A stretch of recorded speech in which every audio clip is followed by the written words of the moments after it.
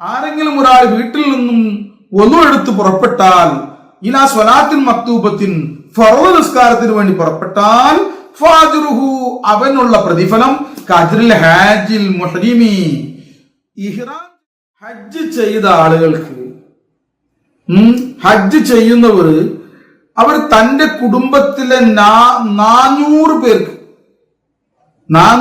പേർക്ക് ഷഫാഅത്ത് ശുപാർശ ചെയ്താൽ അത് സ്വീകരിക്കും. മനസ്സിലാവും? എന്തിനാണ് ഈ മബ്രൂറായ ഹജ്ജ് എന്ന് പറയുന്നത്? അതിന് മഹാന്മാരെ നമ്മളെടുത്ത് പറഞ്ഞു തന്നിട്ടുണ്ട്. മബ്രൂറായ ഹജ്ജ് എന്ന് പറഞ്ഞാൽ ആ ഹജ്ജ് ചെയ്യുന്ന ആളുടെ ഉള്ളിലുണ്ടാവേണ്ട ആവേശം എന്താണ്, അയാളുടെ പ്രവർത്തനം എന്താണെന്ന് പറഞ്ഞത്. ഇത്വാമുൽ ജാഇർ, വിശന്നവരെ ഭക്ഷിപ്പിക്കുക.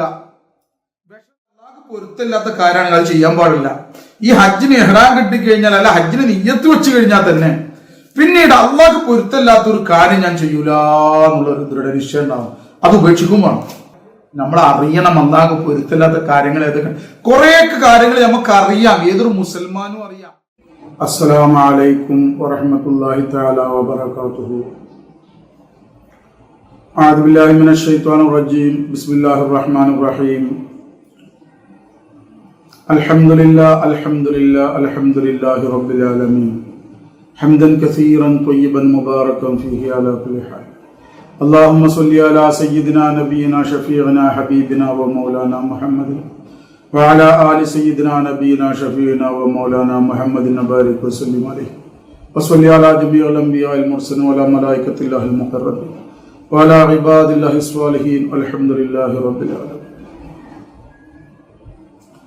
എൻ്റെ ശബ്ദം കേൾക്കുന്ന ഏറ്റവും പ്രിയമുള്ള മാതാപിതാക്കന്മാരെ, സഹോദരന്മാരെ, സഹോദരികളെ, കൊച്ചനുജന്മാരെ, അനുജത്തിമാരെ, ഏവരെയും ആനന്ദ തീരത്തേക്ക് സ്വാഗതം ചെയ്യും. അൽഹംദുലില്ലാ,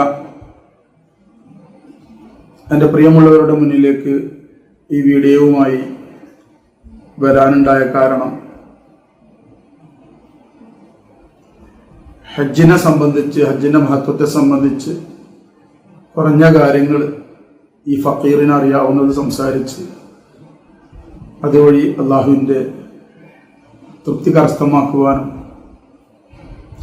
അതിൽ ജനങ്ങൾക്ക് വല്ല അജ്ഞത ഉണ്ടെങ്കിൽ, വിവരമില്ലായ്മ ഉണ്ടെങ്കിൽ അത് ദൂരീകരിച്ചു കൊടുക്കുവാനും കൂടിയാണ്. അൽഹംദുലില്ലാഹ്, വലിയ മഹത്തായ കർമ്മമാണ് ഹജ്ജ്. എന്നാൽ ഇന്ന് പലരും ഹജ്ജിനെ തൊട്ട് മുഖം തിരിച്ചവരാണ്. അതായത് ഹജ്ജ് നിർബന്ധമായ ആളുകൾ വഴിയാലും തടിയാലും ധനം കൊണ്ടും ഹജ്ജ് ചെയ്യാനുള്ള എല്ലാ കാര്യങ്ങളും അനുഗ്രഹങ്ങളും അല്ലാഹു തആല നൽകിയിട്ടും ഹജ്ജിന് പോകാതിരിക്കുന്ന ആളുകളുണ്ട്. ഒന്ന്, അവർക്കത് ഹജ്ജ് നിർബന്ധമാണ്. ഹജ്ജ് നിർബന്ധമായി അത് നിർവഹിക്കാതെ, മനഃപൂർവ്വം നിർവഹിക്കാതെ മരണപ്പെട്ടു കഴിഞ്ഞാൽ വിശ്വാസികളുടെ ദാഇറത്തിൽ നിന്നും പുറത്തായിട്ടാണ് അള്ളാഹും അവന്റെ റസൂലും ഗണിക്കപ്പെടുന്നതായി, ജൂതരായും മറ്റു മരണപ്പെടുമെന്നൊക്കെ ഹദീസിൽ കാണാൻ സാധിക്കും. വളരെ ഗൗരവമായിട്ടുള്ള വിഷയമാണ്. അതുകൊണ്ട് അത് ചെറുതായിട്ട് അവഗണിക്കാൻ പറ്റൂല. വിശ്വാസികളെ സംബന്ധിച്ചിടത്തോളം അള്ളാഹു നിർബന്ധമാക്കിയ കാര്യം നിർബന്ധമായിട്ട് തന്നെ മനസ്സിലാക്കണം. അതിന് വലിയ അപാരമായ പ്രതിഫലവും അള്ളാഹു നൽകിയിട്ടുണ്ട്. അത് ഇനി കഴിവിനേക്കാൾ അപ്പുറം അത് തടിയാലും മുതലാലും പണം കൊണ്ടും എല്ലാം കഴിവുണ്ട്. പക്ഷെ അതിലേറ്റവും ഉപരിയായി അതിനേക്കാൾ അപ്പുറം വേണ്ടത് ഹജ്ജിനോടുള്ള ഒരു താല്പര്യവും, ഹജ്ജ് ചെയ്യണം എനിക്ക്, ഉംറ ചെയ്യണം എനിക്ക്, മുത്തുനബിയെ സിയാറത്ത് ചെയ്യണം എനിക്ക് എന്നുള്ള അതിയായ താല്പര്യം, അതിയായ ആഗ്രഹമാണ് വേണ്ടത്. ആ ആഗ്രഹമുള്ള പലരും, പല ആളുകളും ഇന്ന് ഹജ്ജ് ചെയ്യുന്ന പലരും അതിന് നിർബന്ധ അവസ്ഥ അവർക്ക് വന്നതുകൊണ്ട് ചെയ്യുന്നവരല്ല. മറിച്ച് അവർക്കുള്ള അതിയായ ആഗ്രഹം കാരണത്താൽ അല്ലാഹു തആല അവർക്ക് തൗഫീഖ് നൽകിയതാണ്. പലരും ഹജ്ജിന് പോകുന്നു, ഉംറക്ക് പോകുന്നു, മുത്തുനബിയെ സിയാറത്ത് ചെയ്യാൻ പോകുന്നതൊക്കെ അവരുടെ ഉള്ളിലുള്ള ആഗ്രഹങ്ങൾ അല്ലാഹു തആല സഫലീകരിച്ചു കൊടുത്തതാണ്. ഇതിനു വേണ്ടത് ലക്ഷ്യമാണ്, നിയ്യത്താണ്. എനിക്ക് ഹജ്ജ് ചെയ്യണമെന്നുള്ള വല്ലാത്ത ഒരു അതിയായ ആഗ്രഹമാണ്, അഭിലാഷമാണ്. അത് ഉണ്ടാകുമ്പോൾ അള്ളാഹു അവന് അതിനുള്ള തൗഫീഖ് നൽകും. അതാണ് അള്ളാഹു എല്ലാറ്റിനും കഴിവുള്ളവൻ. അതില്ല എങ്കിൽ പണം ഉണ്ടായിട്ടും കാര്യമില്ല. ഇനി കിതാബിലൊക്കെ കാണാൻ സാധിക്കും, ഹദീസൊക്കെ പരിധികൾ നമുക്ക് മനസ്സിലാക്കാൻ സാധിക്കും ഒരു ആശയം. അതായത് ഒരു വ്യക്തിക്ക് ഈ ഹജ്ജിനുള്ള നിർബന്ധമാകപ്പെടുന്ന വിധത്തിലുള്ള ഒന്നും ഉണ്ടായില്ല. അയാൾക്ക് പണമില്ല, അയാൾക്ക് വഴിയാലായാലും തടിയായാലും പണം കൊണ്ടും കഴിയുന്നില്ല. പ്രധാനമായും അദ്ദേഹത്തിന് ആരോഗ്യമുണ്ട്, പക്ഷെ പണമില്ല, അതിന് പോകാനുള്ള സാഹചര്യങ്ങളും പണമില്ല. വല്ലാത്ത ആഗ്രഹം അയാൾക്ക് ഉണ്ടെങ്കിൽ അയാൾക്ക് അല്ലാഹു തആല ഒരു ഹജ്ജ് ചെയ്ത പ്രതിഫലം നൽകുന്ന മനസ്സിലാവുന്നുണ്ടോ? അപ്പൊ എന്തായാലും ശരി, നിർബന്ധിത ഹജ്ജായാലും അതല്ലാതെ കണ്ട് തന്നെ എവിടുന്നെങ്കിലൊക്കെ ആഗ്രഹം കൊണ്ട് അയാൾ എടുത്തു വെച്ച് ഉണ്ടാക്കി, അതല്ലെങ്കിൽ ആരെങ്കിലും ഓഫറായിട്ട് ചിലർ പറഞ്ഞു ഞാൻ നിങ്ങളെ ഹജ്ജിന് കൊണ്ടുപോയിക്കോളാം. എങ്ങനെ പോയാലും ശരി, മബ്രൂറായ ഹജ്ജ് ചെയ്തു കഴിഞ്ഞാൽ നമ്മളെല്ലാവരും മനസ്സിലാക്കിയതുപോലെ തന്നെ മബ്രൂറായ ഹജ്ജ് കഴിഞ്ഞാൽ അയാളുടെ മുമ്പുള്ള എല്ലാ പാപങ്ങളും ഈ ഹജ്ജ് തകർത്ത് കളയുമെന്നാണ് ഹദീസുള്ളത്. മുത്തുനബി സല്ലല്ലാഹു അലൈഹി വസല്ലം തങ്ങൾ പറഞ്ഞു, ഹജ്ജ് കർമ്മം അതിനു മുമ്പുള്ള എല്ലാ പാപങ്ങളെയും തകർത്ത് കളയുമെന്നാണ്. പിന്നെ അവിടെ പാപം ഉണ്ടാവില്ല. ഹജ്ജ് ചെയ്ത് കഴിഞ്ഞാൽ ഒരാൾ മബ്രൂറായ ഹജ്ജ് എന്താണ് എന്നുള്ളത് ഇൻഷാ അല്ലാഹ് വഴി നമുക്ക് സംസാരിക്കാം. മബ്രൂറായ ഒരു ഹജ്ജ് കർമ്മം ഒരാൾ നിർവഹിച്ചു കഴിഞ്ഞാൽ ഉമ്മ പ്രസവിച്ച കുട്ടിയെ പോലെയായി അദ്ദേഹം. ഒരു പാപവുമില്ല. എന്തോ ഒരു ഭാഗ്യാണെന്ന് ആലോചിച്ചു. നമ്മളെപ്പോലെയുള്ള പാപികളെ സംബന്ധിച്ചിടത്തോളം അല്ലേ, ആ പാപമൊന്നുമില്ലാത്തൊരവസ്ഥയിലേക്ക് എത്താന്ന് പറഞ്ഞാൽ വല്ലാത്തൊരു തൗഫീഖ്. അതാണ് വളരെ മിനിമാണ് പറഞ്ഞത്. അതിന്റെ അപ്പുറം പറഞ്ഞു കഴിഞ്ഞിട്ടുണ്ടെങ്കിൽ അള്ളാഹിന്റെ റസൂലൊക്കെ കിട്ടിയ പോലെയാണ്. അള്ളാഹിന്റെ റസൂലിന്റെയും ഹുബ്ബും തൃപ്തിയും ആൾക്ക് കിട്ടി. മനസ്സിലാവുണ്ട? അല്ലാഹു തആല അദ്ദേഹത്തെ സ്വീകരിച്ചു, ഖബൂൽ ചെയ്തു, ഹജ്ജ് ചെയ്യാൻ തൗഫീഖ് കിട്ടി. മനസ്സിലാണ്? മിനിമം പറയാം. മഹദിയായ ആയിഷത്ത് ബീവി റളിയല്ലാഹു തആല അൻഹ, മഹദി അവറുകള് നമ്മുടെ നബിയായ അള്ളാഹുവിന്റെ ഹബീബായ മുത്തുനബി മുഹമ്മദ് റസൂലുള്ളാഹി സ്വല്ലല്ലാഹു അലൈഹി വസല്ലം തങ്ങളുടെ അടുക്കൽ ചോദിക്കുകയുണ്ടായി. അള്ളാഹുവിന്റെ റസൂലിനോട് ചോദിക്കുകയുണ്ടായി, അള്ളാഹുവിന്റെ റസൂലെ, സ്ത്രീകൾക്ക് ജിഹാദിന് ബാധ്യതയുണ്ടോ എന്ന് ചോദിച്ചു. അതായത് ജിഹാദ് നിർബന്ധമാക്കപ്പെട്ട സന്ദർഭം, ജിഹാദ് ഒരു മുഅ്മിനിന് ഉത്തരവാദിത്തമായിട്ടുള്ള അവന്റെ ബാധ്യതയായിട്ടുള്ള ഒരു സന്ദർഭം ആ കാലഘട്ടത്തിൽ ഉണ്ടായിരുന്നു. ആ സന്ദർഭത്തിൽ വലിയ പ്രതിഫലമാണല്ലോ അള്ളാഹുവിന്റെ മാർഗത്തിൽ അൽ ജിഹാദു ഫീ സബീലില്ലാഹ്, അള്ളാഹിന്റെ മാർഗത്തിൽ ജിഹാദിന് വലിയ പ്രതിഫലമുള്ളത്. അപ്പൊ ആയിഷത്ത് ബീവി റളിയല്ലാഹു തആല അൻഹ സ്ത്രീകൾക്ക് വേണ്ടി ചോദിക്കുകയാണ്, അള്ളാഹുവിന്റെ റസൂലെ, തിരുദൂതരെ, സ്ത്രീകൾക്ക് ജിഹാദിന്റെ ബാധ്യതയുണ്ടോ എന്ന് ചോദിച്ചു. അള്ളാഹുവിന്റെ റസൂൽ പറഞ്ഞു, അവർക്ക് പോരാട്ടമില്ലാത്ത ജിഹാദാണുള്ളത്. ജിഹാദുണ്ട്, ത്യാഗമുണ്ട്, പോരാട്ടമില്ലാത്ത ജിഹാദാണ് അവർക്കുള്ളത്. അവർക്ക് പോരാട്ടമില്ലാത്ത ജിഹാദാണുള്ളത്, ഹജ്ജും ഉംറയും. കണ്ടോ? അപ്പൊ സ്ത്രീകൾക്ക് അവർക്ക് ഹജ്ജ് ചെയ്യാ, ഉംറ ചെയ്യാന്ന് പറഞ്ഞാൽ ജിഹാദു ഫീ സബീലില്ലാഹ്, ജിഹാദുൻ ഫീ സബീലില്ലാഹ്, അള്ളാഹുവിന്റെ മാർഗത്തിൽ ജിഹാദ് ചെയ്യുന്ന പ്രതിഫലമാണ് അവർക്ക് നൽകുന്നത്. അവർക്ക് കിട്ടുന്നത്, ഹജ്ജ് കൊണ്ട് കിട്ടുന്നത് അതാണ്.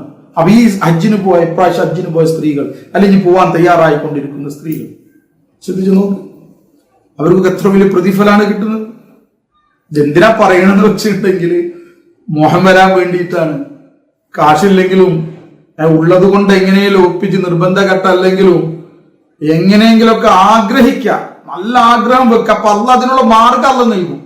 അല്ലാഹു തആല അവന്റെ ഭാഗത്ത് സഹായം നൽകും ഇൻഷാ അല്ലാഹ്. അതുപോലെ തന്നെ ഹജ്ജ് ചെയ്യുന്നവർക്കുള്ള ഒരു വലിയ പദവിയായിക്കൊണ്ട് കാണാൻ സാധിക്കും. ഹദീസൊക്കെ നോക്കിയിട്ടുണ്ടെങ്കിൽ കാണാൻ സാധിക്കും, ഹജ്ജ് ചെയ്ത ആളുകൾക്ക് ഹജ്ജ് ചെയ്യുന്നവർ അവർ തന്റെ കുടുംബത്തിലെ 400 പേർക്ക് ഷഫാഅത്ത് ശുപാർശ ചെയ്താൽ അത് സ്വീകരിക്കും. മനസ്സിലാവും? 400 പേര് ഹജ്ജ് ചെയ്യുന്നവര് അവരുടെ കുടുംബത്തിലെ 400 ആൾക്കാർക്ക് ശുപാർശ ചെയ്യുകയാണെങ്കിൽ, അവിടെ പാപം പൊറുക്കാൻ വേണ്ടിയിട്ട് അള്ളാഹുവിനോട് ശുപാർശ ചെയ്യാണ്, അവരെ നരകത്തിൽ നിന്ന് രക്ഷപ്പെടുത്താൻ വേണ്ടി ശുപാർശ ചെയ്യാണ്, അല്ലെങ്കിൽ അവരെ നരകത്തിൽ കടത്താതെ പടച്ചോനെ സ്വർഗത്തിൽ കടത്തൂ എന്ന് ശുപാർശ ചെയ്യുകയാണെങ്കിൽ 400 പേർക്ക് ശുപാർശ ചെയ്യാനുള്ള അധികാരം അവർക്ക് നൽകപ്പെടും. പിന്നെ അവരുടെ ഇഖ്ലാസ് അനുസരിച്ച് അതൊക്കെ വർദ്ധിക്കുകയും. അപ്പൊ ഹജ്ജ് ചെയ്ത ആളുകൾക്ക് അവരുടെ കുടുംബത്തിലുള്ള 400ഓളം പേരെ സ്വർഗത്തിൽ ശുപാർശ ചെയ്യാനുള്ള അധികാരം അവർക്ക് നൽകപ്പെടുമെന്ന് പറയുമ്പോൾ ഈ ഹജ്ജ് ചെയ്ത ആളുടെ അവസ്ഥ എന്തായിരിക്കും? അത് മനസ്സിലാവുന്നത് മബ്രൂറായ ഹജ്ജ് ചെയ്ത ആൾ പിന്നെ നരകത്തിൽ പോകില്ല എന്നല്ല. മഖബൂലും മബ്രൂറുമായ ഹജ്ജ് ചെയ്ത ഒരാൾ പിന്നെ നരകത്തിൽ പോകില്ല എന്നപ്പ ഇത് മനസ്സിലാവുന്നത്. മബ്രൂറായ ഹജ്ജാവണം, അല്ലാഹ് ഖബൂൽ ചെയ്ത ഹജ്ജാവണം. മനസ്സിലാവുന്നു? അള്ളാഹ് അതിനെല്ലാവർക്കും തൗഫീഖ് നൽകട്ടെ. ഹജ്ജിന് പോയ എല്ലാ ഹാജിമാർക്കും അള്ളാഹ് തൗഫീഖ് നൽകട്ടെ. ഇതുവരെ ചെയ്തവർക്കും അള്ളാഹു തൗഫീഖ് നൽകട്ടെ. വലിയ തൗഫീഖാണ്, ചെറുതൊന്നല്ലത്. നരകം പിന്നെ അവരെ തീണ്ടൂല എന്നുള്ളതിന്റെ അർത്ഥം മറ്റുള്ളവരെ പോലും ശുപാർശ ചെയ്തിട്ട് സ്വർഗത്തിൽ കേൾക്കാനുള്ള അധികാരം അള്ളാഹു നൽകുകയാണ്. ഒരാൾക്കൊന്നുമല്ല, 400 ആൾക്കാർക്ക്. ഒരിക്കൽ നബി സല്ലല്ലാഹു അലൈഹി വസല്ലം തങ്ങളോട് ചോദിക്കപ്പെട്ടു, ഏറ്റവും ശ്രേഷ്ഠമായ ഇബാദത്ത് ഏതാണ് അള്ളാഹുവിന്റെ റസൂലേ? ഏറ്റവും ശ്രേഷ്ഠമായ അമൽ ഏതാണ് അള്ളാഹുവിന്റെ റസൂലേ എന്ന് ചോദിച്ചപ്പോൾ പല സന്ദർഭത്തിലും പല വിധത്തിലാണ് അള്ളാഹുവിന്റെ റസൂൽ മറുപടി പറഞ്ഞിട്ടുള്ളത്. ഈ പ്രാവശ്യം ചോദിച്ചപ്പോൾ അള്ളാഹുവിന്റെ റസൂൽ പറഞ്ഞത്, അള്ളാഹുവിലും അവന്റെ റസൂലിലുമുള്ള ഈമാൻ, വിശ്വാസം. അൽ ഈമാനു ബില്ലാഹി വ റസൂലിഹി, അള്ളാഹുവിലും അവന്റെ റസൂലിലുമുള്ള ഈമാനാണ് ഏറ്റവും ശ്രേഷ്ഠമായ ആരാധന, ഏറ്റവും ശ്രേഷ്ഠമായ ഇബാദത്ത്. പിന്നീട് ശേഷം അള്ളാഹുവിന്റെ റസൂൽ പറഞ്ഞത് അൽ ജിഹാദു ഫീ സബീലില്ലാഹ്, അതായത് അള്ളാഹുവിന്റെ മാർഗത്തിലുള്ള ജിഹാദാണ്. രണ്ടാമതായി അള്ളാഹുവിന്റെ റസൂൽ പറഞ്ഞത് എന്താണ്? അള്ളാഹുവിന്റെ മാർഗത്തിലുള്ള ജിഹാദാണ്. പിന്നീട് ശേഷം അള്ളാഹുവിന്റെ റസൂൽ പറഞ്ഞത് മബ്രൂറായ ഹജ്ജ്, അൽ ഹജ്ജുൽ മബ്രൂർ. ഇതാണ് അള്ളാഹുവിന്റെ റസൂൽ പറഞ്ഞത്. അതായത് അള്ളാഹുവിന്റെ റസൂലിന്റെ അടുക്കൽ ചോദിക്കപ്പെടുകയാണ് ഏറ്റവും ഉത്തമമായ ഏറ്റവും ശ്രേഷ്ഠമായ ഇബാദത്ത് ഏതാണെന്ന് ചോദിച്ചപ്പോൾ അള്ളാഹുവിന്റെ റസൂൽ പറയാണ് അള്ളാഹുവിലും അവന്റെ റസൂലിലുമുള്ള വിശ്വാസം, പിന്നീട് അള്ളാഹുവിന്റെ മാർഗത്തിലുള്ള ജിഹാദ്, പിന്നീട് മബ്രൂറായ ഹജ്ജ്. കണ്ടോ? അപ്പൊ എവിടെയാണ് ഹജ്ജിന്റെ സ്ഥാനം എന്ന് നമ്മൾ ചിന്തിക്കണം. അത്ര ശ്രേഷ്ഠമായ ഹജ്ജ് നമ്മൾ ആഗ്രഹിക്കണം. അള്ളാഹു എനിക്ക് തൗഫീഖ് നൽകട്ടെ, എന്റെ കുടുംബത്തിന് തൗഫീഖ് നൽകട്ടെ, എന്നോട് ബന്ധപ്പെട്ട എല്ലാവരും തൗഫീഖ് നൽകട്ടെ, നമുക്ക് എല്ലാവർക്കും അള്ളാഹു തആല തൗഫീഖ് നൽകട്ടെ. ഇങ്ങനെ ഓരോരുത്തരും ആഗ്രഹിക്കണം. ആഗ്രഹമെങ്കിലും ഉണ്ടായാൽ അള്ളാഹു അതിന് തൗഫീഖ് നൽകും. അള്ളാഹ് അതിനുള്ള ദീർഘായുസ്സും ആരോഗ്യവും സമ്പത്തും എല്ലാവിധ സൗകര്യങ്ങളും തൗഫീഖും അള്ളാഹു തആല നൽകി ഫദ്ലായി നൽകി നമ്മളെല്ലാവരും അനുഗ്രഹിക്കും. എന്തിനാണ് ഈ മബ്രൂറായ ഹജ്ജ് എന്ന് പറയുന്നത്? അതിന് മഹാന്മാരെ നമ്മളെടുക്കലും പറഞ്ഞു തന്നിട്ടുണ്ട്. മബ്രൂറായ ഹജ്ജ് എന്ന് പറഞ്ഞാൽ ആ ഹജ്ജ് ചെയ്യുന്ന ആളുടെ ഉള്ളിലുണ്ടാവേണ്ട ആവേശം എന്താണ്, അയാളുടെ പ്രവർത്തനം എന്താണെന്ന് പറഞ്ഞത് മനസ്സിലാവുന്നത്. ഇത്വാമുൽ ജാഇർ, വിശന്നവരെ ഭക്ഷിപ്പിക്കുക. വിശന്ന ആളുകളെ കണ്ടാൽ ഭക്ഷിപ്പിക്കണം. ആ ഒരു ഇന്നിപ്പോ അങ്ങനത്തെ ആളുകളെ അദ്ദേഹം കാണാൻ പറ്റില്ല എന്ന് വരും, പക്ഷെ അയാളുടെ മനസ്സിലുണ്ടായിരിക്കണം. വിശന്ന ആളെ കണ്ടു കഴിഞ്ഞാൽ ഭക്ഷിപ്പിക്കാനുള്ള ഒരു ടെൻഡൻസി നമ്മുടെ ഉള്ളിൽ ഉണ്ടായിരുന്നു. ഈ ഹജ്ജ് ചെയ്യുന്ന ആളുകൾ സ്വന്തം തിന്നണോ, ഞാൻ കുറെ ക്യാഷ് കൊടുത്തിട്ട് പോകുന്നതല്ലേ, നല്ല ഭക്ഷണം കഴിക്കണം. നമ്മൾ കഴിക്കണതിന് കുഴപ്പമൊന്നുമില്ല, നല്ല ആരോഗ്യം ഉണ്ടാവണം. ഇതിന് ഭക്ഷണത്തിൽ അള്ളാഹ് ആരോഗ്യം വെക്കണം. ഭക്ഷണം കൊണ്ട് ആരോഗ്യം കിട്ടുമെന്ന് വിശ്വസിക്കണ്ട, അള്ളാഹിനോട് രുജു ആവണം. അള്ളാഹു ഈ കഴിക്കുന്ന ഭക്ഷണത്തിൽ അള്ളാഹു എനിക്ക് ആരോഗ്യം നൽകണം. മാത്രമല്ല മറ്റൊരാളെ ഭക്ഷിപ്പിക്കാനുള്ള ഒരു അവസ്ഥ അത് മശായിഖന്മാരിൽ കാണാൻ സാധിക്കും. ഓരോ ഹജ്ജാജുകളിൽ ഉണ്ടാവും. ഇത് ശരിക്കും എല്ലാവർക്കും മനുഷ്യരിൽ ഉണ്ടാവേണ്ടതാണ്. എന്നാലും ഹജ്ജ് ചെയ്യുന്ന ആളുകൾക്ക് ഇത് വേണം. ഇനി മറ്റുള്ള ടൈമിൽ അവർ ഉണ്ടാവട്ടെ, ഇല്ലാതിരിക്കട്ടെ. ഹജ്ജിനത് ശീലിക്കണം. ഇങ്ങനെയുള്ള ഒരു ചിന്തയൊക്കെ ഉണ്ടായിട്ട് വെറും കൈക്കോട്ടിന്റെ ചിന്താഗതി അവർക്ക് എനിക്ക് തിന്നണം എന്നുള്ളത്. മറ്റുള്ളവരെ ഭക്ഷിപ്പിക്കണം. അത് പ്രത്യേക ഇതിൽ വിശന്നവരെ ഭക്ഷിപ്പിക്കുക. ഇത് ഇദ്ദേഹത്തിന്റെ ഹസ്ലത്തായിരിക്കണം, ഇദ്ദേഹത്തിന്റെ സ്വഭാവമായിരിക്കണം, ക്യാരക്ടർ ആയിരിക്കണം. ഈ ഹാജിയുടെ സ്വഭാവമായിരിക്കണം. വിശന്ന ആളുകൾ ഉണ്ടെങ്കിൽ വേഗം താൻ കഴിച്ചില്ലെങ്കിലും ശരി മറ്റുള്ളവർക്ക് കൊടുക്കുക എന്നുള്ള ഒരു അവസ്ഥ. ആ യാത്രയിലൊക്കെ പ്രത്യേകം ശ്രദ്ധിക്കണം. വേറെ ആളുകൾക്ക് ഭക്ഷണം കിട്ടിയോ, വേറെ ആളുകൾക്ക് വെള്ളം കിട്ടിയോ, ഇത് ശ്രദ്ധിക്കണം. രണ്ടാമത്തത് എന്താണ് പിന്നീടുള്ളത്? സംസാരിക്കുമ്പോൾ സൗമ്യമായിട്ട് സംസാരിക്കുക. ഗൗരവപ്പെട്ട് ഭീഷണിപ്പെടുത്തി ജനങ്ങൾക്ക് പ്രയാസമാകുന്ന വിധത്തിൽ, അരോചകമായ വിധത്തിൽ സംസാരിക്കാതിരിക്കുക. ജനങ്ങൾക്ക് പ്രയാസപ്പെടുന്ന സംസാരമില്ല, നല്ല ഒച്ച വെച്ച് ശബ്ദം വെച്ച് ഒന്നും സംസാരിക്കാതിരിക്കുക. മനസ്സിലാവും? ഖൂലു ഖൗലൻ സദീദൻ. നമ്മൾ സൗമ്യമായ സംസാരമായിരിക്കണം. ജനങ്ങൾക്ക് ഇഷ്ടപ്പെടുന്ന, അവരെ വെറുപ്പിക്കുന്ന സംസാരം ഹജ്ജിൽ ഉണ്ടാവാൻ പാടില്ല. വഴക്കോ വക്കാണവോ തർക്കമോ ഒന്നും ഉണ്ടാവാൻ പാടില്ല. സൗമ്യമായി സംസാരിക്കുക. പിന്നെ എന്താണ്, ഞാൻ ചുരുക്കി പറഞ്ഞു പോവുകയാണ്. മൂന്നാമത്തത്, അള്ളാഹുവിന് തൃപ്തിയില്ലാത്ത ഏതെല്ലാം കാര്യമുണ്ടോ അതെല്ലാം ഉപേക്ഷിക്കണം. അള്ളാഹ്ക്ക് തൃപ്തിയില്ല, അള്ളാഹ്ക്ക് പൊരുത്തമില്ലാത്ത കാര്യമാണ് അത് ചെയ്യാൻ പാടില്ല. ഈ ഹജ്ജിന് ഇഹ്റാം കിട്ടിക്കഴിഞ്ഞാൽ, അല്ല ഹജ്ജിന് നിയ്യത്ത് വെച്ച് കഴിഞ്ഞാൽ തന്നെ പിന്നീട് അള്ളാഹ്ക്ക് പൊരുത്തമില്ലാത്ത ഒരു കാര്യം ഞാൻ ചെയ്യൂല എന്നുള്ളൊരു ദൃഢനിശ്ചയം ഉണ്ടാവും. അത് ഉപേക്ഷിക്കും വേണം. അതിന് അള്ളാഹ് പൊരുത്തമില്ലാത്ത കാര്യം ഏതാണെന്ന് അറിയാൻ വേണ്ടി പണ്ഡിതന്മാരത് പഠിക്കണം. നമ്മൾ അറിയണം അള്ളാഹ്ക്ക് പൊരുത്തമില്ലാത്ത കാര്യങ്ങൾ ഏതൊക്കെ. കുറേയൊക്കെ കാര്യങ്ങൾ നമുക്ക് അറിയാം, ഏതൊരു മുസൽമാനും അറിയാം. കളവ് പറയാൻ പാടില്ല, ഗീബത്ത് പറയാൻ പാടില്ല, നമീമത്ത് പറയാൻ പാടില്ല, പരിഹസിക്കാൻ പാടില്ല, ജനങ്ങളെ നിസ്സാരാക്കാൻ പാടില്ല, അവർക്ക് വെറുക്കുന്ന കാര്യങ്ങൾ സംസാരിക്കരുത്, പലിശ പാടില്ല, പലിശയുമായി ബന്ധം ഉണ്ടാവാൻ പാടില്ല, അതെല്ലാം മുറിച്ചു കളയണം. വല്ലതും ഉണ്ടെങ്കിൽ അതൊക്കെ കഴിഞ്ഞ് തൗബ ചെയ്ത് മടങ്ങണം. അന്യ സ്ത്രീകളുമായിട്ട് അള്ളാഹു നിഷിദ്ധമാക്കിയ വിധത്തിലുള്ള ഒരു ബന്ധവും ഉണ്ടാവാൻ പാടില്ല. അങ്ങനെ അള്ളാഹുവിന് പൊരുത്തില്ല എന്ന് കണ്ടുള്ള എന്തൊക്കെ കാര്യങ്ങളുണ്ടോ അതെല്ലാം ഒഴിവാക്കണം. അത് മൊബൈലിലായാലും വേണ്ടില്ല, ഇനി അല്ലാത്ത സന്ദർഭത്തിൽ യാത്രയിലാണെങ്കിലും വേണ്ടില്ല, ഭക്ഷണമായാലും ശരി ഹലാലല്ലാത്ത പാടില്ല.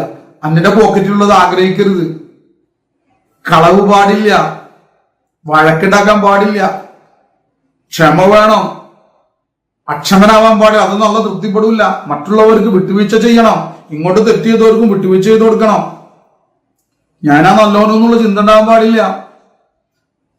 ജനങ്ങൾക്ക് സഹകരണം ഉണ്ടാവണം, ജനങ്ങളോട് ഉള്ളത് കൊണ്ട് തൃപ്തിപ്പെടുന്ന അവസ്ഥ ഉണ്ടാവണം. ഇതൊക്കെ നമ്മള് ഉള്ളിലില്ലെങ്കിലും ക്ഷമിച്ചിട്ട് അത് ഉണ്ടാക്കാൻ പരിശ്രമിക്കുക. നല്ല ഉണ്ടാക്കി തന്നോളും ബാക്കി സമയത്ത്. അപ്പൊ മബ്രൂറായ ഹജ്ജാണ് വേണ്ടത്. ഇവിടെ മബ്രൂറായ ഹജ്ജിനാണ് ഈ പ്രതിഫലം ഒക്കെ ഉള്ളൂ. ആ മബ്രൂറായ ഹജ്ജ് വേണമെങ്കിൽ പറഞ്ഞ കാര്യങ്ങളാണ് ഇതൊക്കെ. മനസ്സിലാവുന്നുണ്ടോ? സൗമ്യമായി സംസാരിക്കണം, വിശന്നവരെ കണ്ടു കഴിഞ്ഞാൽ അവരെ ഭക്ഷിപ്പിക്കണം. ഹജ്ജിങ്ങനെ പോകും, നമ്മൾ ഹജ്ജ് യാത്ര ചെയ്യുമ്പോഴൊക്കെ അതിന് ചിന്തിച്ചാൽ തന്നെ വിശന്ന ആളുകളെ കാണുമ്പോൾ ഭക്ഷിപ്പിക്കണം, ദാഹിച്ച ആളുകളെ കാണുമ്പോൾ വെള്ളം കൊടുക്കണം, അവർക്കും വെള്ളം കൊടുക്കണം. അതുപോലെ തന്നെ വസ്ത്രമില്ലാത്തവരെ കണ്ടു കഴിഞ്ഞാൽ വസ്ത്രം നമ്മളിൽ നിന്ന് ഉള്ളിൽ നിന്ന് കൊടുക്കാൻ നോക്കണം. അതുപോലെ തന്നെ സൗമ്യമായിട്ട് സംസാരിക്കണം. പിന്നെന്താണ് പറഞ്ഞത്? അള്ളാഹ്ക്ക് തൃപ്തിയില്ലാത്ത കാര്യങ്ങളൊക്കെ ഉപേക്ഷിച്ച് പ്രശസ്തിയെ ആഗ്രഹിക്കാൻ പാടില്ല. ഞാൻ ഹജ്ജ് ചെയ്തിക്കണെന്ന് നാലാളെ അറിയട്ടെ, ഞാൻ ഇത്ര ഉംറ ചെയ്തു എല്ലാവരും അറിയട്ടെ, ഞാനിങ്ങനെ ദുആ ചെയ്യുന്നുണ്ടെന്ന് എല്ലാവരും ഈ പ്രശസ്തിയുള്ള ആഗ്രഹം പാടില്ല, ഉള്ളിൽ നിന്ന് പാടില്ല. അത് ഓരോരുത്തർക്കാരുള്ളൂ. ഒരാളത് കണ്ടിട്ട് അയാൾ പ്രശസ്തി ആഗ്രഹിക്കുന്ന പ്രവർത്തനമാണ് പ്രവർത്തിക്കുന്നത് നമ്മൾ വിജയത്തൊന്നും വേണ്ട, അത് നമുക്കറിയില്ല അയാളുടെ നീയത്ത് എന്താണ്. നമ്മൾക്കാണ് നമ്മുടെ ഉള്ളിൽ, ഇത് ഉള്ളിലുള്ള കാര്യമാണ്. ആഗ്രഹം എന്നൊക്കെ പറഞ്ഞാൽ നമ്മുടെ ഉള്ളിലുള്ള ഡിസൈർ നമ്മുടെ ഉള്ളിലാണ്.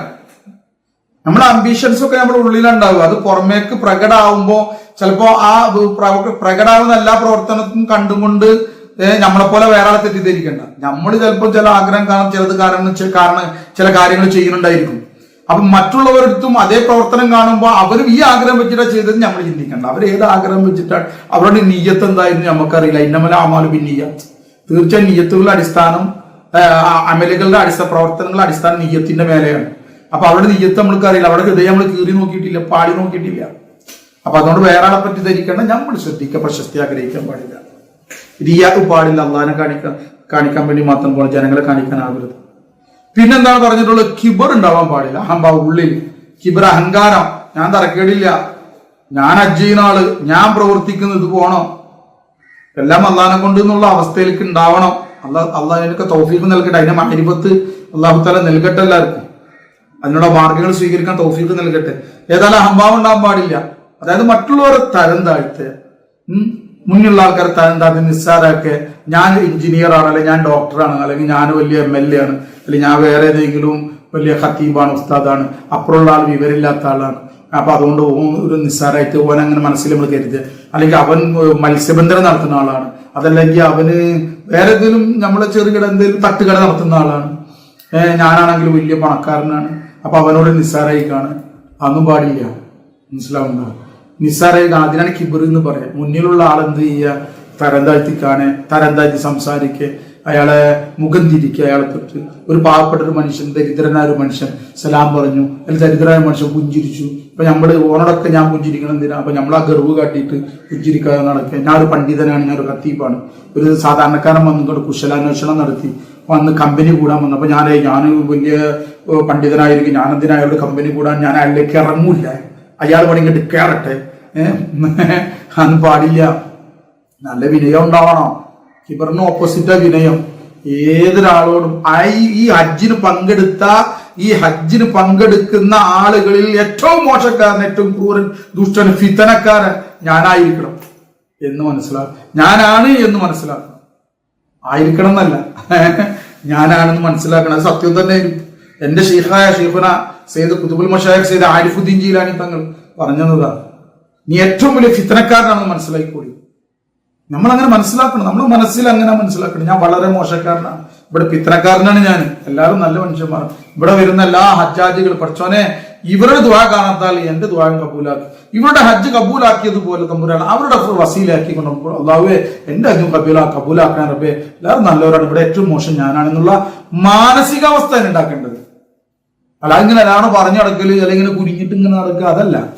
അത് അവന്റെ മാനസികാവസ്ഥയായിരിക്കണം. മാനസികാവസ്ഥ ആയിരിക്കണം. കിബർ ഉണ്ടാവാൻ പാടില്ല.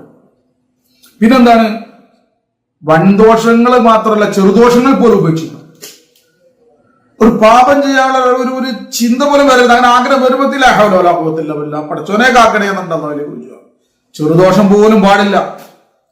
ഒരു സ്പർശനം, അള്ളാഹു നിഷിദ്ധമാക്കിയ ഒരു തട്ടൽ, ഒരു സ്പർശനം, അള്ളാഹു നിഷിദ്ധമാക്കിയ ഒരു കള്ളനോട്ടം, അന്യ സ്ത്രീകളിലേക്കായാലും വേണില്ല, അള്ളാഹു ഹറാമാക്കിയ ഏത് കാര്യത്തിലേക്കായാലും വേണ്ടി ഉണ്ടാവാൻ പാടില്ല. പഠിച്ചോനെ അള്ളാഹ് എന്നുള്ള ആ ബോധമായിരിക്കണം. പഠിച്ചോനെ എനിക്ക് തൗഫീഖ് നൽകിയല്ലോ, നിന്റെ ഏറ്റവും വലിയ ഈ ഭൂമിയിലുള്ള ഏറ്റവും വലിയ ഗേഹമാണ് കഅബ ശരീഫ്. പഠിച്ചോനെ എന്നിട്ട് തിരിച്ചല്ലോ, നീ ഇവിടുന്ന് എനിക്ക് അങ്ങനത്തെ ഒരു ചിന്ത വരുന്നത് കാക്കണേ അള്ളാഹ്, അള്ളാഹിലേക്ക് രുചിയാവണം.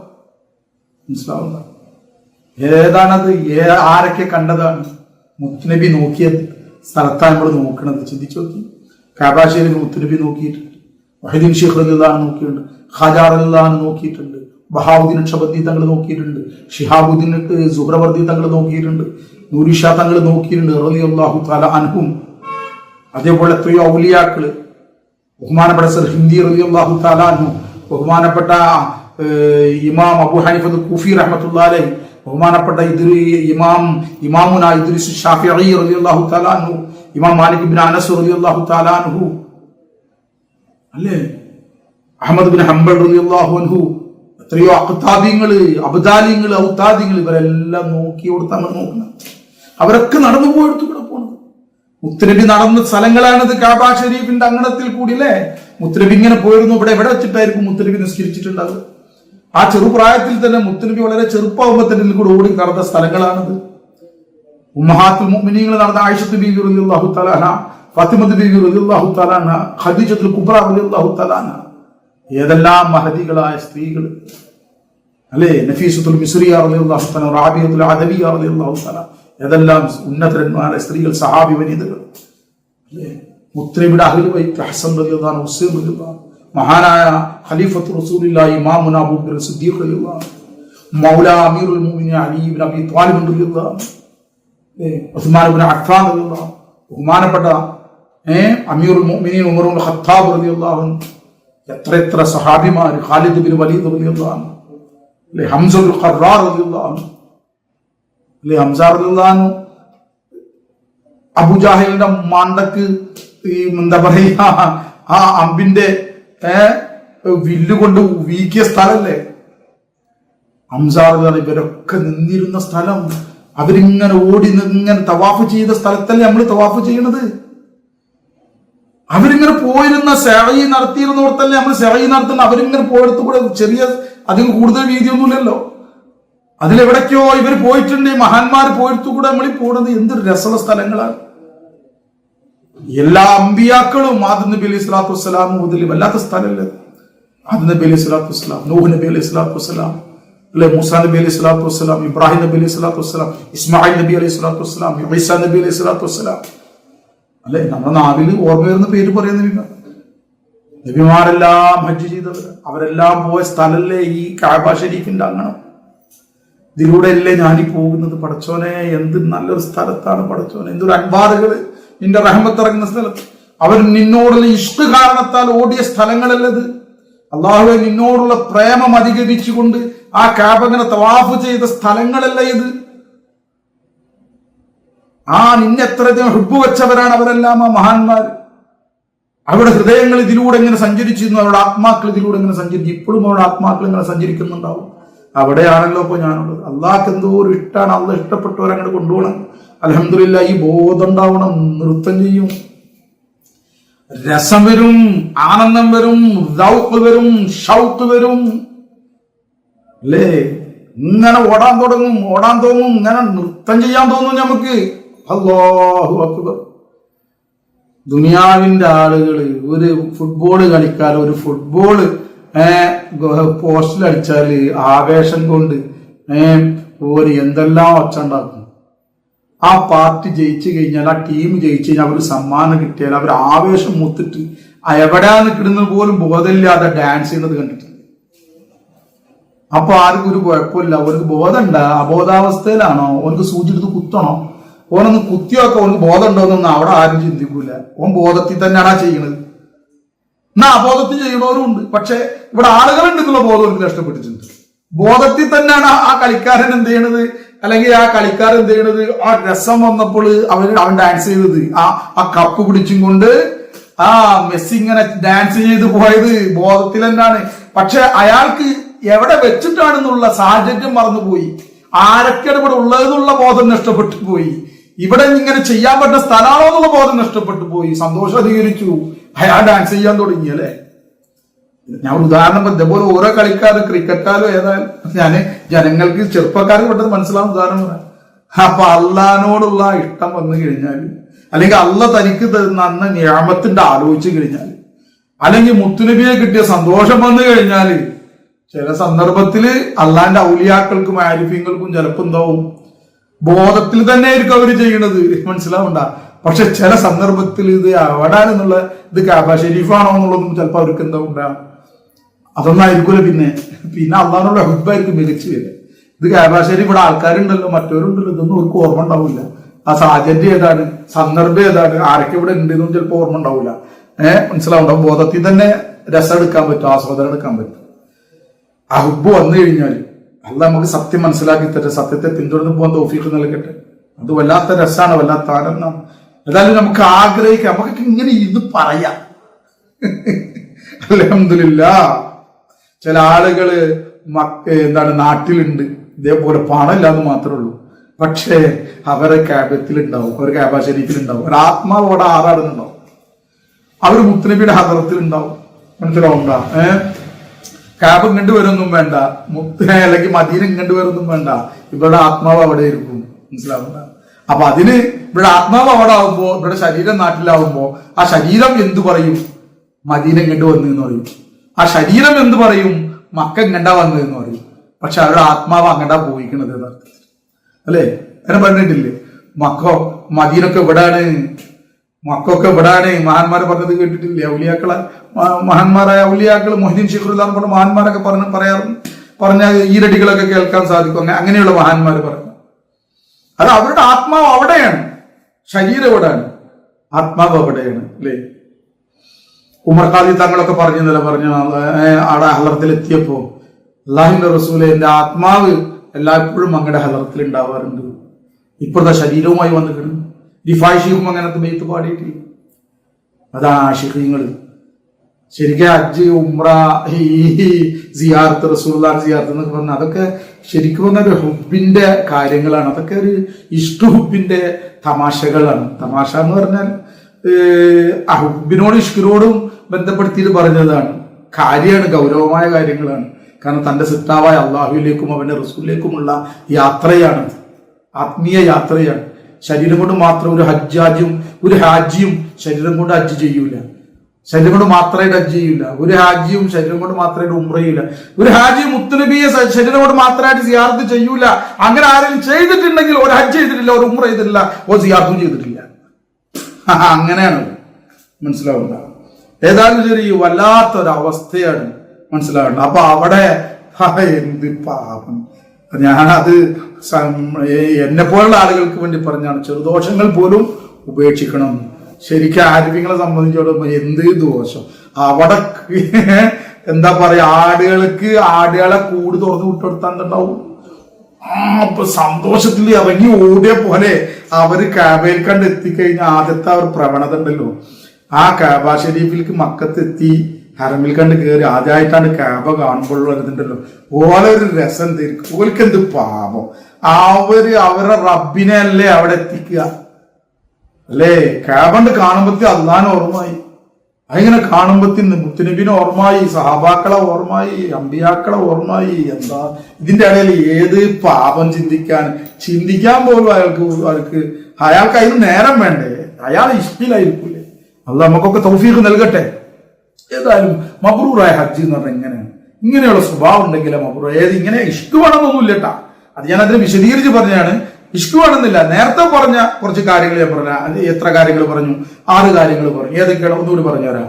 വിശന്നവരെ ഭക്ഷിപ്പിക്കുക, പിന്നെ സൗമ്യമായി സംസാരിക്കുക, പിന്നെ അള്ളാഹുവിന് തൃപ്തിയില്ലാത്ത കാര്യങ്ങളെല്ലാം ഉപേക്ഷിക്കുക, പിന്നെന്താണ് 4-മത്തെ പ്രശസ്തി ആഗ്രഹിക്കാതിരിക്കുക, 5-മത്തെ കിബിർ ഇല്ലാതിരിക്കുക, 6-മത്തെ ചെറുദോഷങ്ങൾ പോലും ഉപേക്ഷിക്കുക. ഈ 6 കാര്യങ്ങൾ അതിന്റെ മട്ടത്തിലുണ്ടെങ്കിൽ, ഈ കാര്യങ്ങൾ സൂക്ഷിച്ചു മുന്നേറാണെങ്കിൽ അതിനാണ് അയാൾക്ക് മബ്രൂർ. അയാൾ ഹജ്ജ് മബ്രൂർ എന്താണ് പറയാ, മഖ്ബൂലുമാണ്, മബ്രൂറുമാണ്. ഓക്കെ. എന്നാൽ ഇവിടെ ഇന്ന് ഞാൻ പ്രധാനമായി ചർച്ച ചെയ്യാൻ ഉദ്ദേശിച്ചത്, ഇത് സംസാരിച്ചു പോകുന്നതാണ്. അതായത് ഹജ്ജിന് പോകാനൊക്കെ ആഗ്രഹമുണ്ട്, പക്ഷെ കാശില്ല, അല്ലെങ്കിൽ എന്ത് തടിയാല് പ്രയാസമുണ്ട്, എന്തെങ്കിലുമൊക്കെ പ്രയാസമുണ്ട്. പ്രധാനമായി കാശില്ലാത്തതാണല്ലോ ഇവിടെ മെയിൻ വിഷയം. പക്ഷെ നല്ല ആഗ്രഹമുണ്ട്. പക്ഷെ സാധാരണ ഹജ്ജിന് പോകാൻ കഴിയണവർക്കും അവർ ഹജ്ജിന് പോയിട്ടുണ്ടാവാം, പോവാത്തവർക്കല്ല, ഹജ്ജിന് പോയിട്ടുണ്ട്, എന്നാൽ നാട്ടിലുണ്ട്. എപ്പോഴും ഇപ്പൊ ഹജ്ജിന് പോയിക്കൊള്ളുന്നില്ലല്ലോ. കഴിഞ്ഞ കൊല്ലം പോയവന് ഇപ്പൊ ഇപ്രാവശ്യം ഹജ്ജിന് പോകണമെന്നില്ലല്ലോ. അങ്ങനെ ഹജ്ജിന് പോവാതെ തന്നെ ചില സൽക്കർമ്മങ്ങൾ കൊണ്ട്, ചില അമലുകളെ കൊണ്ട് ഹജ്ജിന്റെ പ്രതിഫലം കിട്ടൂ എന്ന് ഷഫീഉനാ മുഹമ്മദ് റസൂലുള്ളാഹി സ്വല്ലല്ലാഹു അലൈഹി വസല്ലം നിങ്ങൾ പറഞ്ഞിട്ടുണ്ട്. ആ വിഷയമാണ് നമ്മളിവിടെ പറയണത്. 1, 2, 3 കാര്യങ്ങളുള്ളൂ, അത്രേ ഉള്ളൂ. ഏതൊക്കെയാണിത് നോക്കാം. ഒന്നാമത് അതിന്റെ വിഷയങ്ങൾ പറയണം. ഒന്നാമതായിട്ട് ഞാൻ നേരത്തെ പറഞ്ഞത്, ആഗ്രഹം, വല്ലാത്ത ആഗ്രഹം ഉണ്ടാവണം, അതിയായ അഭിലാഷം ഉണ്ടാവണം, പക്ഷെ കാശില്ല. ഓൻക്ക് അല്ലാഹു തആല ഹജ്ജ് ചെയ്ത പ്രതിഫലം കൊടുക്കും. പിന്നുള്ളത് എന്താണ്? പിന്നെ ഉള്ളത് മഹാന്മാര് പറയണത് ഫർള് നിസ്കാരത്തിന് പള്ളിയിൽ ജമാഅത്തിൽ ഹാജരാവുക എന്നുള്ളതാണ്. അത് വലിയ പ്രതിഫലമുണ്ട്. ഈ പള്ളിയിൽ പോയിട്ട് നിസ്കരിക്കുക എന്ന് പറഞ്ഞതിന് വല്ലാത്ത പ്രതിഫലം ഉണ്ടോ? സംഭവം 27 ദർജ പ്രതിഫലം വീട്ടിൽ നിസ്കരിച്ചാലും ജമാഅത്തായി നിസ്കരിച്ചാലും 27 ദർജ ഒറ്റക്ക് നിസ്കരിക്കുന്നതിനേക്കാൾ 27 ദർജ പ്രതിഫലം വീട്ടിൽ നിന്ന് നിസ്കരിച്ചാലും കിട്ടും. പക്ഷെ പള്ളിയിൽ പോയി കിട്ടുന്ന പ്രതിഫലം എന്താണ്? ഹജ്ജിന്റെ പ്രതിഫലം കിട്ടും. ആ ഹദീസ് ഞാൻ പറഞ്ഞു തരാം. അബൂദാവൂദ് റഹ്മത്തുള്ളാഹി അലൈഹി റിപ്പോർട്ട് ചെയ്ത ഹദീസാണ്. ഏതാണത്? അൻ അബി ഉമാമത്ത റളിയല്ലാഹു തആല അൻഹു അന്ന റസൂലുള്ളാഹി സ്വല്ലല്ലാഹു അലൈഹി വസല്ലം ഖാൽ. അബൂ ഉമാമ റളിയല്ലാഹു തആല അൻഹുവിനെ തൊട്ട് റിപ്പോർട്ട് ചെയ്യുന്നു, തീർച്ചയായും റസൂലുള്ളാഹി സ്വല്ലല്ലാഹു അലൈഹി വസല്ലം പറഞ്ഞു, മൻ ഖറജ മിൻ ബൈതിഹി മുതതഹിറൻ, ആരെങ്കിലും അവരുടെ വീട്ടിൽ നിന്നും വുളു ചെയ്ത നിലയിൽ പുറപ്പെട്ടു. മുതതഹിർ എന്ന് പറഞ്ഞാൽ ശുദ്ധിയായി, ചെറിയ അശുദ്ധിയിലും ശുദ്ധിയായി, ചെറിയ അശുദ്ധി വലിയ അശുദ്ധിയിലും ശുദ്ധിയായിട്ട് പുറപ്പെട്ടു, വുളു ചെയ്തവനായി പുറപ്പെട്ടു. ഇലാ സ്വലാത്തിൻ മക്തൂബത്തിൻ ഫഅജ്റുഹു കഅജ്രിൽ ഹാജിൽ മുഹ്രിമി. ആരെങ്കിലും ഒരാൾ വീട്ടിൽ നിന്നും വുളു എടുത്ത് പുറപ്പെട്ടാൽ, ഇലാ സ്വലാത്തിൻ മക്തൂബത്തിൻ ഫർള് നിസ്കാരത്തിന് വേണ്ടി പുറപ്പെട്ടാൽ, ഫഅജ്റുഹു അവനുള്ള പ്രതിഫലം കഅജ്രിൽ ഹാജിൽ മുഹ്രിമി, ഇഹ്റാം ചെയ്ത ഒരു ഹാജിയുടെ പ്രതിഫലം പോലെയുള്ള പ്രതിഫലമാണ് ആർക്ക് ലഭിക്കുക? ഈ ഫർള് നിസ്കാരത്തിന് പള്ളിയിലേക്ക് ഒന്നോടുകൂടി പുറപ്പെട്ട ആൾക്കുണ്ട്. അപ്പൊ വീട്ടിൽ നിന്ന് ഒന്നെടുക്കണം. ഈ ഹദീസിന്റെ അടിസ്ഥാനത്തിൽ വീട്ടിൽ നിന്ന് ഒതു എടുക്കണം. ഒതു ഉണ്ടായാൽ മതി, വീട്ടിൽ നിന്ന് ഇറങ്ങുമ്പോൾ തന്നെ ഒതു ഉണ്ടാവണം. അതാ ലോഹറിന്റെ ഒതു അസർ വരെ ഉണ്ടായാലും മതി. വീട്ടിൽ നിന്ന് ഒതോട് കൂടിയിട്ട് അയാൾ എന്തായി ഫർദ് നിസ്കാരത്തിന് പുറപ്പെട്ടാൽ അയാൾക്ക് എന്തുണ്ട്? ഒരു ഇഹ്റാം ചെയ്ത ഹാജിയുടെ പ്രതിഫലം ഉണ്ട് എന്ന് മുത്തുനബി സല്ലല്ലാഹു അലൈഹി വസല്ലം മനസ്സിലാവും. മറ്റൊരു റിപ്പോർട്ട് ഇങ്ങനെയുണ്ട്. മറ്റൊരു റിപ്പോർട്ടിൽ മൻ മശാ ഇലാ സ്വലാത്തിൻ മക്തൂബത്തിൻ ഫിൽ ജമാഅത്തി ഫഹിയ കഹിജ്ജത്തി. ഒരാള് ഫർദ് നിസ്കാരത്തിലേക്ക് പുറപ്പെട്ടു, ഫിൽ ജമാഅത്തി ഒരു സംഘത്തിൽ പുറപ്പെട്ടു. അതിൽ അവിടെ ഉദ്ദേശിക്കുന്നത് ജമാഅത്ത് നിസ്കാരത്തിന് വേണ്ടി പുറപ്പെട്ടു എന്നാണ് മഹാന്മാര് അതിനെന്ത് ചെയ്യുന്നത്, അതിനെ വിവരിക്കുന്നത്. ഒരു ജമാഅത്ത്, പള്ളിയിലത്തെ ജമാഅത്ത് നിസ്കരിക്കാനായിട്ട് നിയ്യത്ത് ചെയ്തുകൊണ്ട് പള്ളിയിലത്തെ ജമാഅത്തിന് വേണ്ടി ഒരാൾ എന്ത് ചെയ്തു? നടന്നുപോയി, നിസ്കാരത്തിലേക്ക് നടന്നുപോയി. ഫഹിയ കഹിജ്ജത്തിൻ. മനസ്സിലാവുന്നു? അവൻ ഫഹിയ അത് കഹിജ്ജത്തിൻ, ഹജ്ജ് പോലെയാണ് നബി സല്ലല്ലാഹു അലൈഹി വസല്ലം പറഞ്ഞു. അപ്പൊ പള്ളിയിൽ പോയി ജമാഅത്തായി നിസ്കരിക്കുന്നത് വെറുതെ ആക്കണ്ട. ചില ആളുകൾ അപ്പുറം ബൈക്ക് നിർത്തിയിട്ട് നടന്നിട്ടൊക്കെ പോകും, കാറൊക്കെ നടന്നു പോയി പ്രതിഫലം കിട്ടാൻ. മഷ എന്ന് റസൂലുള്ളാഹി പറഞ്ഞല്ലോ, മഷ എന്ന് പ്രത്യേകം പറഞ്ഞല്ലോ. പക്ഷെ നേരത്തെ പറഞ്ഞ റിപ്പോർട്ടിൽ മഷ എന്നൊന്നുമില്ല. വീട്ടിൽ നിന്ന് പുറപ്പെട്ടാൽ മതി, ഫർദ് നിസ്കാരത്തിലേക്കായിട്ട് ഒരാള് പുറപ്പെട്ടാൽ മതി. അതിനുവേണ്ടി ഫർദ് നിസ്കാരത്തിന് പള്ളിയിൽ പുറപ്പെടാൻ തന്നെ ഓനിക്ക് ഇഹ്റാം ചെയ്തൊരു ഹാജിയുടെ പ്രതിഫലമുണ്ട്. അതിൽ ജമാഅത്ത് എന്ന് പോലും പറഞ്ഞിട്ടില്ല, പള്ളിയിലേക്ക് പുറപ്പെട്ടാൽ മതി. ഇനി ജമാഅത്ത് കിട്ടിയില്ലെങ്കിലും ശരി, ഓൻ പുറപ്പെട്ടു, പക്ഷെ അപ്പൊ ജമാഅത്ത് കഴിഞ്ഞാൽ ഹജ്ജ് ചെയ്ത പ്രതിഫലം ഉണ്ട്. അപ്പൊ ജമാഅത്ത് കിട്ടിയാൽ ഒന്നുകൂടെ ഇതിനനുസരിച്ചുള്ള പ്രതിഫലം കൂടുന്നത്. ഇത് സ്വഹീഹുൽ ജാമിയിലുള്ളതാണ്. താഴെ പറഞ്ഞ ഹദീസ്, രണ്ടാമത് ഞാൻ പറഞ്ഞ ഹദീസ്. അപ്പൊ എന്തായി? ഇങ്ങനെയാണ്. ഒന്നാമത്തത് എന്താണ്? ഫർദ് നിസ്കാരത്തിനോട് പള്ളിയിലേക്ക് പോവുക.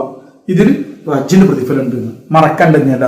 അപ്പൊ അതുകൊണ്ട് അതിൽ പ്രത്യേകം ശ്രദ്ധിക്കണം, പള്ളിയിൽ പോയിട്ട് നിസ്കരിക്കണേ. അല്ലാഹു തആല എനിക്കും തൗഫീഖ് നൽകട്ടെ. പിന്നെ രണ്ടാമതായിട്ട് പറഞ്ഞിട്ടുള്ള ഒന്ന് റമദാനിലെ ഉംറയാണ്. റമദാനിൽ ഒരാൾ ഉംറ ചെയ്യുകയാണെങ്കിൽ ഹജ്ജ് ചെയ്ത പ്രതിഫലമാണ്. അതുകൊണ്ട് റമദാൻ അധികം ആളുകൾ ഉംറക്ക് പോകണമെന്നില്ല. നോക്കാം, ഹദീസ് ഏതാണ്? മുത്തഫഖുൻ അലൈഹി ഹദീസാണ്. അതായത് റവാഹുൽ ബുഖാരി വൽ മുസ്ലിം. ബുഖാരി ഇമാം റഹ്മത്തുള്ളാഹി അലൈഹി തന്റെ സ്വഹീഹിലും മുസ്ലിം ഇമാം റഹ്മത്തുള്ളാഹി തന്റെ സ്വഹീഹിലും ഇത് റിപ്പോർട്ട് ചെയ്തിട്ടുണ്ട്. ഏതാണ് ഹദീസ്? അൻ ഇബ്നി അബ്ബാസ് റളിയല്ലാഹു അൻഹുമ, ഇബ്നു അബ്ബാസ് റളിയല്ലാഹു തആല അൻഹുമയെ തൊട്ട് നിവേദനം ചെയ്യപ്പെടുന്നു. അന്നൻ നബിയ സല്ലല്ലാഹു അലൈഹി വസല്ലം ഖാൽ, തീർച്ചയായിട്ടും നബി സല്ലല്ലാഹു അലൈഹി വസല്ലം തങ്ങൾ പറഞ്ഞു, ഫഇന്ന ഉംറതൻ ഫീ റമളാന തഖ്ലി ഹജ്ജതൻ മഇ. തീർച്ചയായും റമളാൻ മാസത്തിലെ റമളാനിലുള്ള ഉംറ, ഫഇന്ന ഉംറതൻ ഫീ റമളാന, തീർച്ചയായും റമളാനിലുള്ള ഒരു ഉംറ തഖ്ലി ഹജ്ജതൻ മഇ, അവൻ എന്റെ കൂടെ ഒരു ഹജ്ജ് പൂർത്തിയാക്കിയതുപോലെയാണ്, നിർവഹിച്ചതുപോലെയാണ്. അവൻ എന്റെ കൂടെ ഒരു ഹജ്ജ് നിർവഹിച്ചതുപോലെയാണ് റമളാനിൽ ഒരു ഉംറ ചെയ്താൽ. അള്ളാഹ് എനിക്ക് തൗഫീഖ് നൽകട്ടെ. നമുക്ക് അസ്ബാബ് ഒന്നും കാണുന്നില്ലെങ്കിൽ നമ്മൾ അള്ളാഹിനെ ഏൽപ്പിക്കുക. അള്ളാഹ് അത് ഉണ്ടാക്കി തരട്ടെ. പഠിച്ചവനാണല്ലോ, ഓനക്ക് എല്ലാത്തിനും കഴിയും, അവന്റെ ഖജനാവ് നിറഞ്ഞിരിക്കണില്ല. അള്ളാഹ് നമുക്ക് ഉണ്ടാക്കി തരട്ടെ, അതിനുള്ള തൗഫീഖ് അള്ളാഹ് തരട്ടെ. അതിനുള്ള എന്തൊക്കെ ആവശ്യമാണ് അതൊക്കെ അള്ളാഹ് നമുക്ക് തരട്ടെ. അതാണ് മനസ്സിലായത്. മശായഖന്മാരൊക്കെ ഒരു 2 ദിവസത്തിനെങ്കിലും ആയിട്ടില്ല 3 ദിവസത്തിനായിട്ടെങ്കിലും ഉംറക്ക് പോകണമൊക്കെ കാണാം. എന്തെങ്കിലും പൊക്കോളി. ഷാഫി ഇമാം റഹ്മത്തുള്ളാഹി അലൈഹി പറഞ്ഞില്ലേ, ഒരു കഴിവുള്ള ആൾക്കാർ മാസത്തിൽ ഒരു ഉംറയിലും ചെയ്യണം. 1 or 2 ഉംറ ചെയ്യാൻ പറ്റണം, അങ്ങനെ ചെയ്യണം. എത്ര കഴിവ് ഉംറ നല്ല ചെയ്തോളി എന്നാ ഷാഫി ഇമാം റഹ്മത്തുള്ളാഹി അലൈഹി നമ്മളെ മദ്ഹബിൻ ഇമാമൊക്കെ പ്രോത്സാഹിപ്പിച്ചിട്ടുള്ളത്. അതല്ല നമ്മൾ പറയണ്ട, ഒരു ഉംറ ചെയ്ത് ഇനി അടുത്ത ഉംറ മറ്റാൾക്ക് ഉംറക്ക് വിടാം, അത് വിട്ടോളി, അതിനും കുഴപ്പമില്ല. പക്ഷെ സ്വയം ഉംറ ചെയ്യുന്നത് നല്ലതാണ്, പ്രോത്സാഹനം നൽകിയിട്ടുണ്ട്, പ്രോത്സാഹനം ഉണ്ട്. കൂടുതൽ ഹജ്ജ് ചെയ്യണമെങ്കിൽ കൂടുതൽ ഉംറ ചെയ്യണമെന്നോ മറ്റോ അസൂയം ഉണ്ട് കണ്ട് ഇങ്ങനെ പറയണ്ട. എത്ര പേർ ഹജ്ജ് ചെയ്യണ അയാൾ, എത്ര പേർ ഉംറായി ചെയ്യണ്, വേറെ ആൾക്കാരെ കൊണ്ടുപോയിക്കൂടെ? അയാൾ കൊണ്ടുപോകണുണ്ടല്ലോ, നടക്കാനറിയാം. അയാളെ കാര്യം അള്ളാഹു അദ്ദേഹത്തിന് ധനം കൊടുത്ത് അയാൾ തൗഫീഖ് ചെയ്ത് അയാൾ ചെയ്തോട്ടെ, ചെയ്യണ്ടെന്ന് പറഞ്ഞിട്ടില്ല, പ്രോത്സാഹനം നൽകിയിട്ടുള്ളൂ ഉംറകൾ ചെയ്യാൻ. കൂടുതൽ ഉംറകൾ പറ്റുന്ന പോലെ സാധുകര്യം അവർക്ക് സാധ്യമാണെങ്കിൽ ചെയ്തോട്ടെ എന്നാണ്.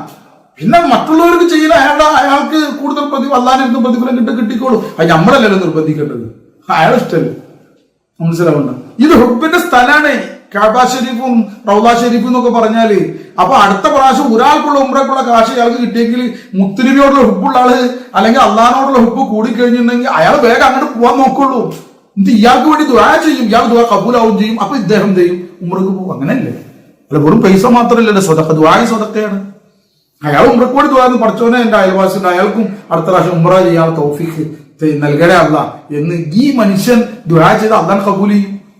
കാരണം അള്ളാഹിനോടുള്ള ആശിക്യങ്ങൾ അവസ്ഥ അതാണ്. അപ്പൊ അദ്ദേഹത്തിന് ഏതെങ്കിലും ഭാഗത്ത് കൂടി എന്ത് ചെയ്യും? അദ്ദേഹത്തിന് ഉംറ കിട്ടിയാൽ പോലെ അതിന് പ്രതിഫലം ഇദ്ദേഹത്തിനാവും. ആൾക്കാരുടെ ഇടയിൽ ഇയാളൊന്നും ചെയ്തിട്ടില്ല, പക്ഷെ ഇയാൾ ദുആ ആയിരിക്കും അയാൾ ഉംറക്ക് പോണത്. മനസ്സിലായി? റിയാവും ഇല്ല, ഞാൻ കാശ് കൊടുത്തിട്ട് കൊണ്ടുപോയി എന്നുള്ള റിയാവും ഇല്ല. അയച്ചിട്ട് വേറെ ആൾക്കൊന്നും ഉംറ ചെയ്യിപ്പിക്കണ്ടെന്നല്ല പറഞ്ഞു. നമ്മൾ വെറുതെ ആൾക്കാരെ കുറ്റം പറയാൻ നിൽക്കണ്ട. 2-3 അഞ്ച് ചെയ്യുമ്പോൾ ഉംറ ചെയ്യുമ്പോൾ ഇങ്ങനെ കുറ്റം പറഞ്ഞ് നടക്കണ്ട. അയാൾക്ക് വേറെ ആൾക്കാരെ പെൺകുട്ടികളെ കെട്ടിച്ചൂടെ, മറ്റാൾക്കാരെ കുറ്റം പറയാൻ നിൽക്കണ്ട. അയാളെ ഇഷ്ടത്തിനോട് കെട്ടിക്കാതിരിക്കുക. ഉംറക്ക് മറ്റുള്ളവരെ പറഞ്ഞാൽ എന്തെങ്കിലും ചെയ്തോട്ടെ. അയാൾ അള്ളാഹു നൽകിയ അനുഗ്രഹം കൊണ്ട് അയാൾക്ക് ഇഷ്ടമുള്ള സ്ഥലത്തേക്ക് പോകുന്നു, ഹലാലായ സ്ഥലത്തേക്ക് പോകും. അത്രയേ ഉള്ളൂ. മനസ്സിലാവുന്നു? അപ്പൊ അതാണ് ഒന്ന്. അപ്പോ റമദാനിലുള്ള എന്ത് ഉംറ. മൂന്നാമത്തത് എന്താണ്? ഒന്നുകൂടി പറഞ്ഞത് ഒരു ഹദീസ്. മൂന്നാമത്തത് അതെന്താണെന്ന് പ്രത്യേകം ശ്രദ്ധിക്കണം. നന്മ പഠിക്കുന്നതിനോ പഠിപ്പിക്കുന്നതിനോ വേണ്ടി പള്ളിയിൽ പോകൽ. അതാണ് മൂന്നാമത്. നല്ലതായ ഒരു കാര്യം പഠിപ്പിക്കുക വേറെ ആൾക്ക്, അതിനുവേണ്ടി പള്ളി പോവുക, അല്ലെങ്കിൽ പഠിക്കാൻ വേണ്ടി പള്ളിയിൽ പോവുക. അത് അന്നത്തെ കാലത്ത് നബി സല്ലല്ലാഹു അലൈഹി വസല്ലം കാലത്ത് മസ്ജിദുൻ നബവിയിലേക്കാണ് ആളുകൾ ദീന് പഠിക്കാൻ വരിക. പള്ളികളിലാണ് ഇൽമു പഠിക്കുന്ന കേന്ദ്രങ്ങൾ, പള്ളികളായിരുന്നു. അന്ന് സൗകര്യങ്ങൾ കുറവാണ്. ഇന്ന് മദ്രസകളുണ്ട്, അതുപോലെ തന്നെ വേറെ കേന്ദ്രങ്ങളുണ്ട്, ക്ലാസ്സുകളും ഹാളുകളുണ്ട്, പലതും ഉണ്ട്. ഇൽമു പഠിക്കാൻ, ഇൽമു പഠിക്കുന്നതിനും പഠിപ്പിക്കുന്നതിനുള്ള ആ പ്രതിഫലം നോക്കണം. അത് പള്ളിയിലായ ഒന്നുകൂടി നല്ല നോക്കി ഹദീസ് പറഞ്ഞു തരാം. അത് ത്വബറാനി റഹ്മത്തുള്ളാഹി അലൈഹി റിപ്പോർട്ട് ചെയ്ത ഹദീസാണ്. പല മഹാന്മാരും അത് ഹസനാണെന്ന് പറഞ്ഞിട്ടുണ്ട്. ഹദീസ് ഏതാണ്? അൻ നബി ഉമാമത്ത റളിയല്ലാഹു തആല, അബൂ ഉമാമ റളിയല്ലാഹു തആല തൊട്ട് നിവേദനം, അന്ന നബി സല്ലല്ലാഹു അലൈഹി വസല്ലം, നബി സല്ലല്ലാഹു അലൈഹി വസല്ലം, തീർച്ചയായും നബി സല്ലല്ലാഹു അലൈഹി വസല്ലം തങ്ങൾ പറഞ്ഞു, അന്ന നബി സല്ലല്ലാഹു അലൈഹി വസല്ലം ഖാൽ, തീർച്ചയായും നബി സല്ലല്ലാഹു അലൈഹി വസല്ലം തങ്ങൾ പറഞ്ഞു, മാന ഗദാ ഇലൽ മസ്ജിദി ലാ യുരീദു ഇല്ല അൻ യതഅല്ലമ ഖൈറൻ ഔ യുഅല്ലിമഹു കാന ലഹു കഅജ്രിൻ ഹാജിൻ താമൻ ഹിജ്ജതുഹു. എന്താ പറഞ്ഞത്? ഒരാൾ പള്ളിയിലേക്ക് പുറപ്പെട്ടു, പള്ളിയിലേക്ക് പോയി, ലാ യുരീദു ഇല്ല യതഅല്ലമ ഖൈറൻ ഔ യുഅല്ലിമഹു, അദ്ദേഹം ഉദ്ദേശിച്ചിട്ടേ ഇല്ല ഒരു നന്മ പഠിക്കുവാനോ അല്ലെങ്കിൽ ഒരു നന്മ മറ്റുള്ളവരെ പഠിപ്പിക്കാനോ അല്ലാതെ മറ്റൊന്നും അദ്ദേഹം ഉദ്ദേശിച്ചിട്ടില്ല. അദ്ദേഹം ഈ പള്ളിയിലേക്ക് പോകാൻ ഉദ്ദേശിച്ചത് ഒന്നുകിൽ അദ്ദേഹം ഉദ്ദേശം എന്താ, എനിക്കൊരു ഇൽമു പഠിക്കാനാണ് ഞാൻ പള്ളിയിലേക്ക് പോകുന്നത്, വേറെ ഉദ്ദേശം ഒന്നുമില്ല, ഇൽമു പഠിക്കുക എന്നുള്ള ഉദ്ദേശം മാത്രമേ ഉള്ളൂ. അല്ലെങ്കിൽ ഇൽമു വേറെ ആൾക്ക് പഠിപ്പിച്ചു കൊടുക്കണം എന്നുള്ള ഉദ്ദേശം മാത്രമേ ഉള്ളൂ. ആ ലക്ഷ്യത്തിൽ ഒരാൾ എന്ത് ചെയ്തു? പള്ളിയിലേക്ക് പുറപ്പെട്ടു, പള്ളിയിലേക്ക് പോയി. കാനലഹു, അങ്ങനെ ആ ഉദ്ദേശത്തിൽ ഇപ്പൊ ഇൽമു പഠിക്കാനോ പഠിപ്പിക്കാനോ പള്ളിയിൽ പോയ ആൾക്ക് കാനലഹു ഉണ്ടായിരിക്കും ഒരു ഹാജിയുടെ പ്രതിഫലം. ഒരു ഹജ്ജ് ചെയ്തവന്റെ പ്രതിഫലം അദ്ദേഹത്തിനുണ്ട്. എങ്ങനെതാണ്? താമൻ ഹിജ്ജത്തുഹു, ആ ഹാജി അവന്റെ ഹജ്ജ് പൂർത്തിയായി ചെയ്തിരിക്കും. അതായത് മഖ്ബൂലും മബ്റൂറുമായ ഒരു പൂർണ്ണമായ ഹജ്ജ് നിർവഹിച്ച ഒരു ഹാജിയുടെ പ്രതിഫലം ആർക്കുണ്ട്? ഈ പള്ളിയിലേക്ക് ഇൽമു പഠിക്കാനും അല്ലെങ്കിൽ ഇൽമു പഠിപ്പിക്കുവാനോ പോയ ആൾക്കുണ്ട്.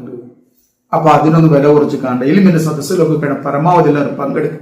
കാരണം അൽ ഇൽമു ഹയാത്തുൽ ഇസ്ലാം, ഈ ഇൽമ അറിവ് എന്ന് പറഞ്ഞ ഇസ്ലാമിന്റെ ജീവനാണ്.